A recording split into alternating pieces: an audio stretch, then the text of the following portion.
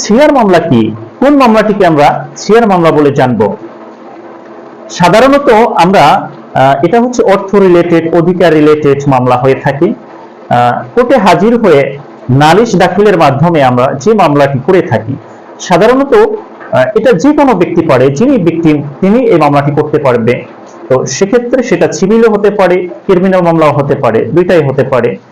তো যখনই হচ্ছে একজন অভিযুক্ত অর্থাৎ একজন ভিকটিম নিকটস্থ জুডিশিয়াল ম্যাজিস্ট্রেটের বরাবরে কাছে হাজির হয়ে নালিশ করে থাকে, অর্থাৎ নালিশের মাধ্যমে মামলাটি করে থাকে, সেটাকে আমরা বলবো ছিয়ার মামলা। এই ছিয়ারের পূর্ণরূপ হলো কমপ্লেইন্ট রেজিস্টার কেস। তো এই ছিয়ার মামলার ক্ষেত্রে সাধারণত যখনই একজন বাদী অথবা যখনই একজন ইনফরমেন্ট সে হাজির হয়ে নিকটস্থ ম্যাজিস্ট্রেটের কাছে নালিশ করে থাকে, তখন উক্ত ম্যাজিস্ট্রেট সাহেব কি করে থাকে?